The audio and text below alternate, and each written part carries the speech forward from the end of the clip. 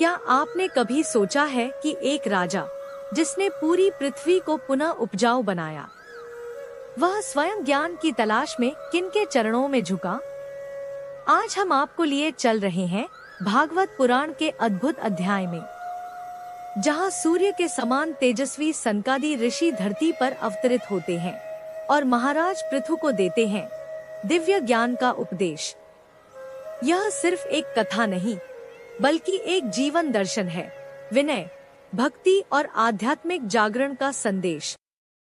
तो जुड़े रहिए हमारे साथ और जानिए उस महान संवाद को जिसने धर्म, भक्ति और ज्ञान की एक नई दिशा दी।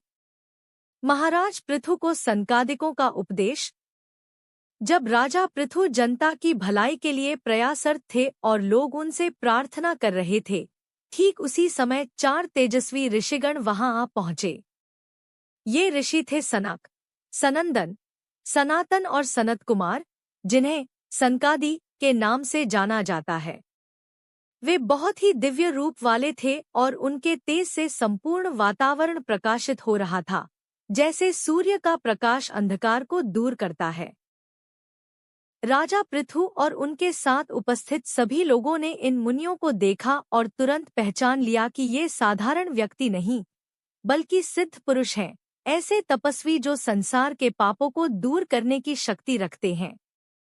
जैसे कोई भोगों का प्रेमी व्यक्ति विषयों की ओर खिंचता है, उसी तरह राजा पृथु भी इन महान ऋषियों के दर्शन से अत्यंत आकर्षित होकर तुरंत उनकी ओर बढ़े। ऐसा लगा मानो वे उन्हें रोकने और उनका स्वागत करने के लिए उत्साहपूर्वक उठ खड़े हुए हों। जब सनकादि मुनि आकर पवित्र जल, अर्घ्य ग्रहण करके आसन पर विराजमान हो गए, तब राजा पृथु ने अत्यंत विनम्रता और श्रद्धा के साथ उनका आदर सत्कार किया। उन्होंने सिर झुकाकर उनकी पूजा की और उनके चरण धोकर वह पवित्र जल अपने सिर पर छिड़का। इस व्यवहार से राजा पृथु ने दर्शाया कि कैसे एक सच्चे, शिष्ट और धार्मिक व्यक्ति को सद्गुरुओं व साधुजनों के साथ आदरपूर्वक व्यवहार करना चाहिए। सनकादि मुनि भगवान शिव के बड़े भाई माने जाते हैं, और जब वे सिंहासन पर विराजमान हुए तो वे ऐसे प्रतीत हो रहे थे मानो अग्निदेव अपने तेज से द्युतिमान हो उठे हों। इसके बाद राजा पृथु ने अत्यंत श्रद्धा, संयम और प्रेम के साथ उन्हें संबोधित किया। पृथु महाराज ने सिद्ध महात्माओं का स्वागत करते हुए अत्यंत श्रद्धा और विनम्रता के साथ कहा, हे मंगल मूर्ति मुनीश्वरों, आपका दर्शन करना कोई सामान्य बात नहीं है। महान योगियों को भी आपके दर्शन दुर्लभ होते हैं। मैं तो सोचता हूँ कि ऐसा कौन सा पुण्य कार्य मुझसे हुआ है जिसके फलस्वरूप आप स्वेच्छा से मेरे सामने प्रकट हुए हैं। आपकी कृपा जिस पर हो जाए, चाहे वह कोई भी हो, ब्राह्मण, भक्त, सेवक या स्वयं भगवान शंकर या विष्णु, जब किसी व्यक्ति पर अपनी कृपा करते हैं तो उस व्यक्ति के लिए इस लोक, धरती और परलोक, स्वर्ग की कोई भी वस्तु असंभव नहीं रह जाती। वह सब कुछ पा सकता है। आप जैसे संत सर्वत्र विचरण करते हैं, फिर भी जैसे आत्मा सर्वत्र है लेकिन सामान्य लोग उसे नहीं जान पाते, उसी तरह आप लोग भी सब जगह होते हुए भी उन्हीं को दर्शन देते हैं जो अधिकारी, योग्य होते हैं, जिनका चित्त शुद्ध है, जिनमें श्रद्धा है। आपका आगमन किसी भी घर को पवित्र कर देता है। यदि कोई घर ऐसा है जहां आप जैसे महान संत अपने चरणों से वहां के जल, घास, भूमि, गृहस्वामी या उनके सेवकों को स्पर्श करके उसे स्वीकार करते हैं, तो वह घर धन्य है, चाहे वह भौतिक रूप से निर्धन ही क्यों न हो। इसके विपरीत जिन घरों में भगवत भक्तों की चरणरज भी नहीं पड़ती, भले ही वहां सारे ऐश्वर्य, सिद्धियां, रिद्धियां हों, वे उस वृक्ष के समान हैं जिस पर सांप रहते हैं, यानी देखने में तो सुंदर हैं, पर भीतर से विषैले और भयावह। हे महात्माओं, आपका स्वागत है।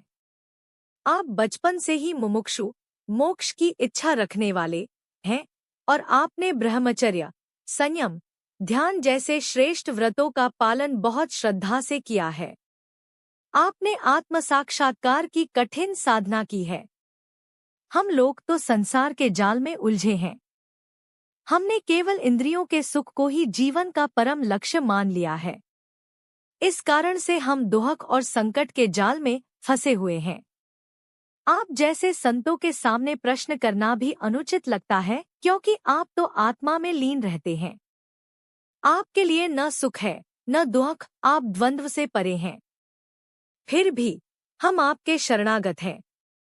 आप जीवों के सच्चे हितैषी हैं, जो संसार की आग में जल रहे हैं। इसलिए मैं आपसे एक विनम्र प्रश्न करता हूँ, क्या ऐसा कोई सरल उपाय है जिससे साधारण मनुष्य का भी कल्याण हो सके? अंत में पृथु जी कहते हैं, मुझे यह विश्वास है कि भगवान नारायण, जो अजन्मा और सर्वशक्तिमान हैं, वे ही आप जैसे सिद्ध पुरुषों के रूप में इस धरती पर प्रकट होते हैं, ताकि अपने भक्तों पर कृपा कर सकें और उनका मार्गदर्शन कर सकें। मुख्य भाव। पृथु जी की यह वाणी परम श्रद्धा, विनय और भक्ति से भरी हुई है।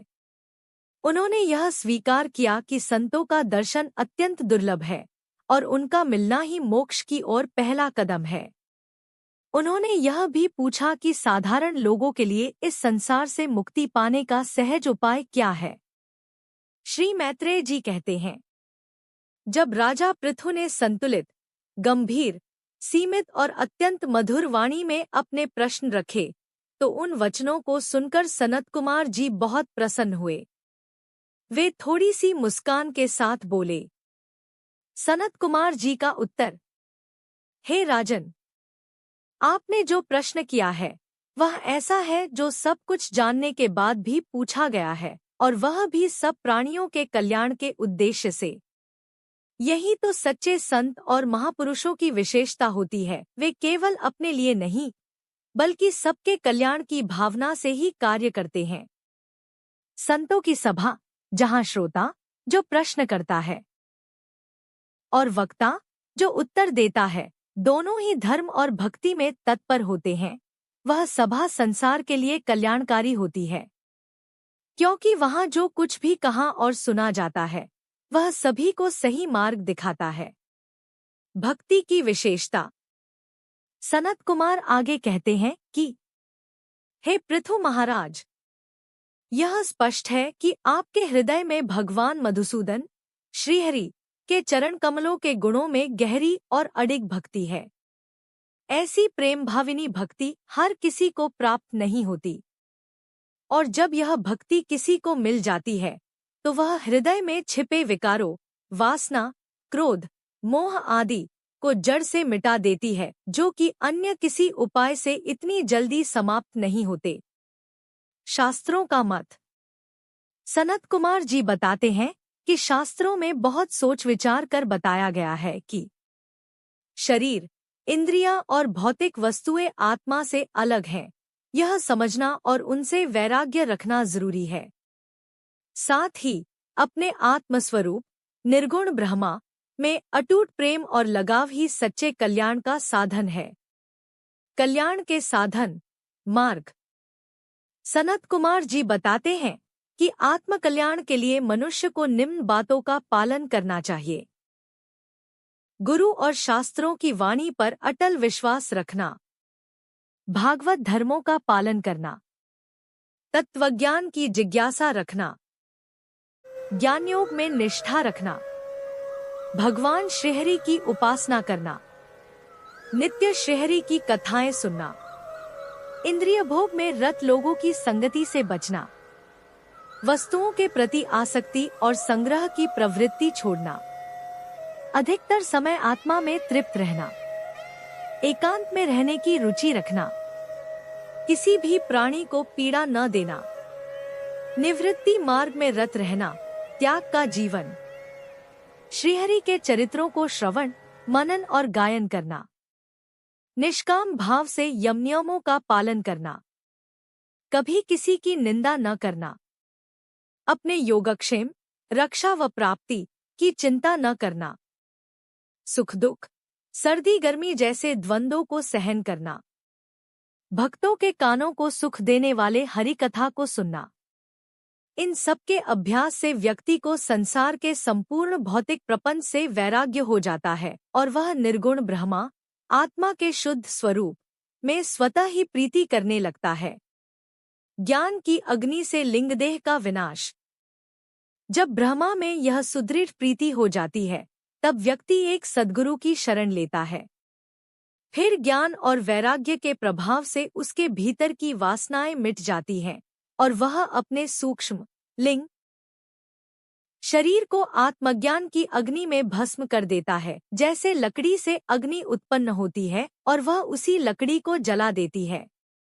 स्वप्न के समान संसार की अनुभूति का अंत। जब यह सूक्ष्म शरीर नष्ट हो जाता है तब व्यक्ति सारे कर्म कर्तापन और बंधनों से मुक्त हो जाता है। उसकी स्थिति वैसी हो जाती है जैसे स्वप्न में बहुत सी वस्तुएं दिखती हैं, पर जागने पर वे सब गायब हो जाती हैं।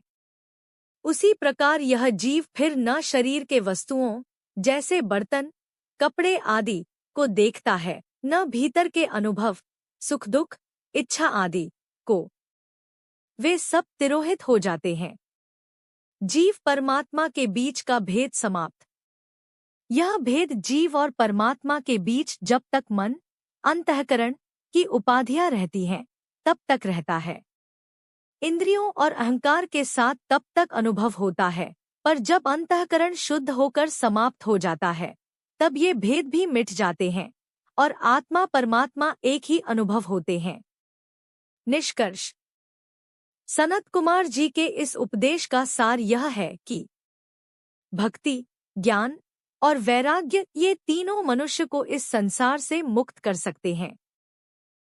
व्यक्ति जब आत्मज्ञान को प्राप्त करता है तब उसका झूठा मैं, अहंकार समाप्त हो जाता है। तब वह केवल शुद्ध आत्मा के रूप में स्थित होता है, बिना किसी दुहक, भोग, मोह और बंधन के। जैसे बाह्य जगत में देखा जाता है कि जब तक कोई माध्यम जैसे जल या दर्पण होता है तभी कोई वस्तु उसमें प्रतिबिंबित होती है, उसी प्रकार आत्मा और शरीर या जगत के बीच का भेद भी तभी तक स्पष्ट दिखाई देता है जब तक कोई निमित्त यानी मन और इंद्रियां सक्रिय रहती हैं। जब दर्पण या जल नहीं होता तो प्रतिबिंब नहीं दिखाई देता। वैसे ही जब मन शांत और इंद्रियां संयमित हो जाती हैं तब आत्मा और उसके प्रतिबिंब, अहंकार, विषवासना आदि का भेद भी मिट जाता है और केवल शुद्ध आत्मा ही प्रकट होती है। विषयों में फंसा मन और उसका प्रभाव। जो लोग इंद्रिय विषयों का चिंतन करते रहते हैं, जैसे स्वाद, स्पर्श, रूप, गंध आदि का सुख, उनकी इंद्रियां उन विषयों में लिप्त हो जाती हैं। फिर ये इंद्रियां मन को भी अपनी ओर खींच लेती हैं, जिससे मन विषयों का ही चिंतन करता रहता है। इसे एक जलाशय के तट पर उगी घास, कुश की तरह समझा जा सकता है, जो अपनी जड़ों से जल खींचती रहती है। उसी प्रकार विषयासक्त इंद्रियां मन की बुद्धि से विचार शक्ति, विवेक को धीरे धीरे खींचकर खत्म कर देती हैं। विवेक का नाश और उसका परिणाम। जब बुद्धि की विचार शक्ति, विवेक नष्ट हो जाती है तो पूर्व और पर की स्मृति अर्थात सही निर्णय, अनुभव और समझने की शक्ति भी चली जाती है। और जब स्मृति चली जाती है तब ज्ञान का नाश हो जाता है। शास्त्रों में इसे ही कहा गया है, जो अपने ज्ञान को खुद ही नष्ट कर देता है वह अपने आप ही अपना विनाश कर रहा है। आत्मा का नाश सबसे बड़ी हानि। हम जिन जिन चीजों को प्रिय मानते हैं, जैसे वस्त्र, भोजन, रिश्ते, धन आदि, वे सब वस्तुएं तभी प्रिय लगती हैं क्योंकि उनसे आत्मा को सुख का अनुभव होता है।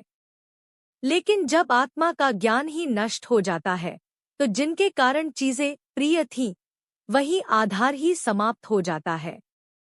इसलिए कहा गया है कि आत्मा का नाश ही मनुष्य की सबसे बड़ी हानि है। इससे बड़ी हानि कोई नहीं हो सकती। विषयों का चिंतन और उसका दुष्परिणाम।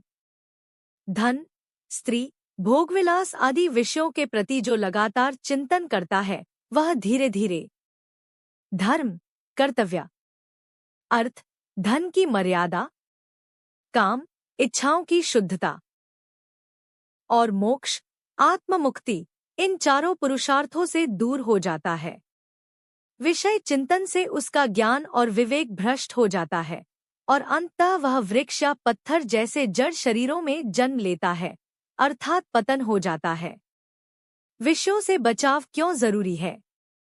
जो व्यक्ति इस अज्ञान के अंधकार से पार होना चाहता है, उसे विषयों से कभी भी आसक्ति नहीं करनी चाहिए, क्योंकि विषय आसक्ति ही चारों पुरुषार्थों में सबसे बड़ी बाधा है। विशेष रूप से मोक्ष, जो सबसे श्रेष्ठ पुरुषार्थ है, वह तो पूर्ण रूप से विषयवासनाओं के विरुद्ध है। काल का प्रभाव और स्थायित्व का अभाव। इस संसार में जो कुछ भी प्राकृतिक है वह तीनों गुणों सत्व, रज, तम से बना है। जब इन गुणों में हलचल होती है तो संसार में अच्छे बुरे सब प्रकार के भाव और पदार्थ उत्पन्न होते हैं। लेकिन चाहे वे कुशल अच्छे हो या अकुशल बुरे, कोई भी चीज काल, समय के प्रहार से बच नहीं सकती। काल एक ऐसा अपरिहार्य तत्व है जो हर चीज का नाश करता ही है। वह कभी किसी भी कुशलता को टिकने नहीं देता। निष्कर्ष, जब तक मन विषयों में उलझा है तब तक आत्मा का बोध नहीं हो सकता। विषय चिंतन से विवेक, स्मृति, ज्ञान सबका पतन हो जाता है। आत्मा का नाश सबसे बड़ी हानि है, इसलिए उसका संरक्षण आवश्यक है। जो मोक्ष चाहता है उसे विषयों से दूर रहना चाहिए। संसार के सभी गुण, सुख दुख, पदार्थ काल के अधीन हैं, इसलिए इनसे कभी भी सच्चा सुख नहीं मिल सकता। परमात्मा सर्वत्र है, वह मैं ही हूँ का बोध करो। हे राजन, जिस परमात्मा ने इस संपूर्ण जगत के सभी चराचर, चलने वाले और अचल प्राणियों के भीतर देह, शरीर, इंद्रियां, प्राण, जीवन शक्ति, बुद्धि और अहंकार, इन सभी को ढक कर भी उन सबके भीतर ही आत्मरूप में निवास किया है, वही परमात्मा सभी के हृदय में स्थित होकर जीव का संचालन करते हैं। वे ही अंतर्यामी हैं। इसलिए तुम उन्हें ही वह मैं ही हूँ अहं ब्रह्मास्मि ऐसा समझो। यह आत्मबोध ही सच्चा ज्ञान है। माया का भ्रम कैसे मिटता है? जैसे माला को सर्प समझना। जैसे कोई व्यक्ति अंधेरे में पड़ी रस्सी को सर्प समझ बैठता है, पर जब उसे सही ज्ञान होता है कि वह सर्प नहीं बल्कि रस्सी है, तो उसका भ्रम नष्ट हो जाता है। उसी तरह जब विवेक जागृत होता है तब इस संसार रूपी माया में प्रपंच, जो कार्यकारण के रूप में प्रतीत होता है, का भ्रम मिट जाता है। तब यह बोध होता है कि यह संसार केवल भ्रम है, वास्तव में इसमें कुछ भी स्थायी या सच्चा नहीं है। यह माया से निर्मित प्रतीत होता है, परंतु परमात्मा उससे परे, शुद्ध, नित्य मुक्त और ज्ञान स्वरूप है। मैं उसी परमात्मा को प्राप्त हो रहा हूँ जो माया, कर्म और प्रकृति के कलुष से परे हैं। संत महात्मा के चरण और उनका प्रभाव। संत महात्मा, जिनके चरण कमलों की अंगुलियां भी हृदय की गांठों, वासनाओं, कर्मों, मोह आदि को, जो बहुत कड़ी होती हैं, उन्हें ऐसे तोड़ डालती हैं कि वह कार्य उन सन्यासियों से भी नहीं हो पाता जो तपस्या करके इंद्रियों का संयम, मन का नियंत्रण और निर्विषय अवस्था प्राप्त करना चाहते हैं। कहने का भाव यह है कि संतों की संगति और कृपा ही ऐसी होती है कि वह सीधा हृदय पर असर करती है। वह काम केवल ध्यान या योग से करना कठिन है। भगवान वासुदेव की भक्ति ही सबसे सरल मार्ग है। हे राजन, तुम उन सर्वाश्रय भगवान वासुदेव, श्रीहरि का भजन करो। यह संसार एक सागर के समान है, जिसमें मन और इंद्रियां मगरमच्छों के जैसे हैं, जो साधक को निगलने को तैयार रहते हैं। कुछ लोग इसे पार करने के लिए कठिन योग साधन अपनाते हैं, लेकिन वे बहुत दुष्कर और समय लेने वाले होते हैं। और चूंकि वे लोग भगवान श्रीहरि के शरणागत नहीं होते, इसलिए उनका पार पहुंचना कठिन होता है। लेकिन यदि तुम भगवान के पावन चरण कमलों को नौका बना लो, तो यह संसार सागर सहज ही पार हो सकता है। कोई कठिनाई नहीं रहती। विदुर से संवाद उपदेश का समापन। श्री मैत्रेय जी कहते हैं, हे विदुर जी, जब आत्मज्ञानी सनत कुमार जी ने इस प्रकार आत्मतत्व का गूढ़ उपदेश महाराज पृथु को दिया, तो राजा पृथु अत्यंत प्रसन्न हुए। उन्होंने बहुत प्रशंसा करते हुए विनम्र भाव से धन्यवाद दिया। निष्कर्ष: परमात्मा सभी के भीतर एक आत्मरूप में स्थित है। यह जानना ही आत्मज्ञान है। यह संसार माया का भ्रम है। विवेक होने पर वह भ्रम मिटता है। संतों के चरणों में जो शक्ति है, वह मन, बुद्धि और तपस्या से भी नहीं पाई जाती। भगवान वासुदेव की भक्ति, उनका स्मरण और शरणागति संसार से पार पाने की सबसे सरल और श्रेष्ठ नौका है। राजा पृथु ने संतों से कहा, हे भगवन, जो परम दयालु श्रीहरि हैं, उन्होंने मुझ पर पहले ही कृपा की थी। अब उस कृपा को पूर्ण करने के लिए ही आप महापुरुष मेरे पास पधारे हैं। आप अत्यंत दयालु हैं। आपने जो कार्य लेकर यहाँ आए थे, वह आपने पूर्ण रूप से सफल कर दिया है। अब मैं सोचता हूँ कि मैं आपको बदले में क्या दे सकता हूँ। मेरे पास जो भी कुछ है, मेरा शरीर, मेरी शक्ति, मेरी संपत्ति, यह सब तो पहले से ही महापुरुषों की कृपा का प्रसाद है। राज्य और संपत्ति का समर्पण। राजा पृथु कहते हैं, हे ब्राह्मणों, मेरे पास मेरा प्राण, जीवन, मेरी पत्नी, मेरे पुत्र, मेरा भवन, राजमहल, मेरी सेना, धन, राज्य और यह पूरी पृथ्वी, सब कुछ आपका ही है। इसलिए मैं आपके चरणों में यह सब अर्पित करता हूँ। वास्तविक शासन का अधिकार किसे है? राजा पृथु आगे कहते हैं, वास्तव में तो सेनापतित्व, शासन, राज्य संचालन, दंड देना और संपूर्ण लोकों पर अधिकार, इन सभी का सच्चा अधिकार केवल उन्हीं को है जो वेदों के ज्ञाता ब्राह्मण हैं। ब्राह्मण अपना ही भोजन करते हैं, अपना ही वस्त्र पहनते हैं और अपनी ही वस्तुएं दान देते हैं। शेष लोग, जैसे क्षत्रिय आदि, तो केवल ब्राह्मणों की कृपा से ही अन्न खाने योग्य होते हैं। भक्ति योग का प्रमुख साधन अभेद भावना। आप ब्राह्मण लोग वेदों को पार करने वाले हैं, यानी आपने केवल पठन नहीं, बल्कि गहन आध्यात्मिक तत्वों का अनुभव किया है। आपने मुझे यह ठोस ज्ञान दिया है कि भगवान की प्राप्ति का सर्वोत्तम साधन यह है कि उनके साथ कोई भेद नहीं माना जाए, यानी मैं और भगवान अलग नहीं है। इस अभेद बोध से ही उनका साक्षात्कार होता है। राजा पृथु का संतों के प्रति आभार।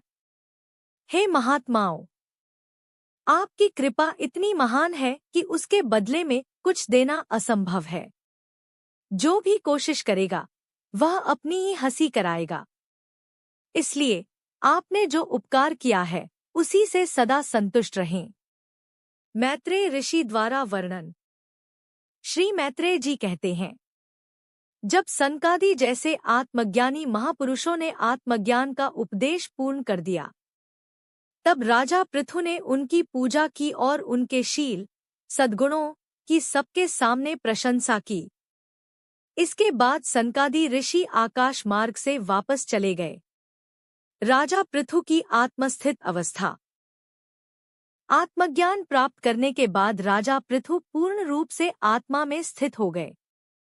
उन्होंने अनुभव किया कि अब वे कृतकृत्य, संपूर्ण हो चुके हैं। उन्हें अब कुछ और पाने की आवश्यकता नहीं है। वे अपने सभी कर्मों को समय, स्थान, शक्ति, परिस्थिति और न्याय के अनुसार करते थे, लेकिन हमेशा उन्हें परमात्मा को अर्पित करते थे। निर्लिप्तता और इंद्रिय विजय। राजा पृथु अब अपने कर्मों के फल से पूरी तरह निरपेक्ष हो गए थे। वे आत्मा को केवल साक्षी रूप में देखते थे और प्रकृति के गुणों से पूर्णतः परे हो गए थे। जैसे सूर्य सबको प्रकाश देता है, लेकिन किसी वस्तु के गुणदोष से नहीं जुड़ता, वैसे ही पृथु महाराज संपत्ति, सत्ता और गृहस्थ जीवन के बीच रहते हुए भी इंद्रिय विषयों में आसक्त नहीं हुए और अहंकार रहित बने रहे। निष्कर्ष सार। राजा पृथु ने संतों की कृपा को ईश्वर की ही कृपा माना। उन्होंने अपने राज्य, शरीर, परिवार, सब कुछ संतों को समर्पित किया। वे जानते थे कि शासन का सच्चा अधिकारी वह है जो वेद और आत्मज्ञान से युक्त हो। उन्होंने भक्ति और आत्मा के अभेद बोध को भगवान की प्राप्ति का श्रेष्ठ मार्ग माना। आत्मज्ञान पाकर उन्होंने निष्काम कर्म, निर्लिप्तता और आत्मस्थिरता प्राप्त की। धर्म में स्थित राजा पृथु और उनका परिवार। राजा पृथु ने आत्मज्ञान प्राप्त कर लेने के बाद भी गृहस्थ धर्म से मुंह नहीं मोड़ा। वे आत्मनिष्ठ होकर अपने सभी कर्तव्य कर्मों का उचित रूप से पालन करते थे। उन्होंने अपनी पत्नी अर्ची के गर्भ से 5 पुत्रों को जन्म दिया। विजिताश्व, धूम्रकेश, हर्यक्ष, द्रविण, वृक। इन 5 पुत्रों में राजा पृथु के ही सद्गुण और आत्मिक तेज विद्यमान था। लोकों के रक्षक और धर्मधुरीन राजा। राजा पृथु भगवान के अंशावतार माने गए हैं। इसलिए वे जब भी आवश्यक होता तब पूरे ब्रह्मांड की रक्षा के लिए स्वयं ही सभी लोकपालों जैसे इंद्र, वरुण, अग्नि आदि के गुणों को धारण कर लेते थे। वे बहुरूपधारी और शक्तिशाली थे, किंतु हर कार्य धर्म के अनुसार ही करते थे। प्रजा का रंजन चंद्रमा जैसे राजा। उनके व्यवहार की सुंदरता को यूं वर्णित किया गया है। उनका हृदय उदार था। उनके वचन मधुर, हितकर और प्रिय थे। वे मनोहर रूप और सौम्य स्वभाव वाले थे। इस प्रकार जिस प्रकार चंद्रमा अपनी शीतलता से सबका मन हर लेता है, वैसे ही राजा पृथु भी अपनी प्रजा को प्रसन्न और संतुष्ट रखते थे।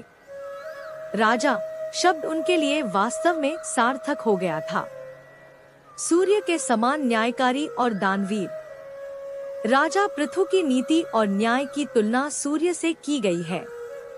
जैसे सूर्य गर्मी में जल वाष्प बना लेता है और वर्षा ऋतु में वही जल धरती को लौटा देता है, उसी तरह पृथु राजा प्रजा से कर, टैक्स तो लेते थे, लेकिन संकट के समय जैसे कि अकाल, सूखा या युद्ध, वह उसी धन को खुले हाथों से प्रजा के कल्याण में लगा देते थे। वे समाज में अपना प्रभाव, अनुशासन और संरक्षण बनाए रखते थे, पर बिना अत्याचार के। गुणों में अद्वितीय एक आदर्श राजा। राजा पृथु विभिन्न गुणों में देवताओं और प्रकृति के महान प्रतीकों के समकक्ष थे। तेज में अग्नि जैसे, शौर्य में इंद्र जैसे, क्षमा में पृथ्वी जैसे, इच्छा पूर्ति में स्वर्ग जैसे, वर्षा देने में मेघ जैसे, गंभीरता में समुद्र जैसे और धैर्य में सुमेरु पर्वत जैसे, नीति, पराक्रम और संतुलन में महान, दुष्टों के दमन में वे यमराज जैसे थे, अद्भुत वस्तुओं के संचय में हिमालय जैसे, धन के संग्रह में कुबेर जैसे, धन को सुरक्षित रखने में वरुण जैसे, शारीरिक बल, इंद्रियों पर नियंत्रण और पराक्रम में वे वायु की तरह सर्वत्र गति वाले थे। तेजस्विता इतनी प्रचंड थी कि भगवान शंकर जैसे प्रतीत होते थे। सौंदर्य, उत्साह और प्रेम में भी सर्वोपरि। सौंदर्य में वे कामदेव के समान थे। उत्साह और वीरता में वे सिंह जैसे। वात्सल्य, स्नेह, में वे प्रजापति मनु जैसे थे। राजधर्म पालन में वे ब्रह्मा जैसे सर्वसमर्थ थे। ज्ञान और भक्ति के भी आदर्श। ब्रह्मज्ञान में वे बृहस्पति जैसे थे। इंद्रियों पर नियंत्रण में वे श्रीहरि के समान थे। गौ, ब्राह्मण, गुरु और भगवान के भक्तों के प्रति उनकी भक्ति, श्रद्धा, विनय, लज्जा, शील और परोपकार अद्वितीय था, उनके समान दूसरा नहीं था। कीर्ति का विस्तार स्त्रियों के हृदय तक। उनकी महिमा और कीर्ति इतनी फैली हुई थी कि तीनों लोकों में उनके गुणों की महाकीर्ति का गान होता था। वह कीर्ति स्त्रियों के कानों तक वैसे ही पहुंच गई थी जैसे सत्पुरुषों के हृदय में श्रीराम बसते हैं। निष्कर्ष, सार संक्षेप। राजा पृथु आत्मज्ञानी, धर्मनिष्ठ और निष्कामी कर्मयोगी थे। वे गृहस्थ होकर भी योगी के समान विरक्त और भगवान में स्थित थे। प्रजा का पालन वे प्रेम, दया और न्याय से करते थे। उनके गुण उन्हें राजा से भी बढ़कर एक आदर्श महापुरुष बनाते हैं।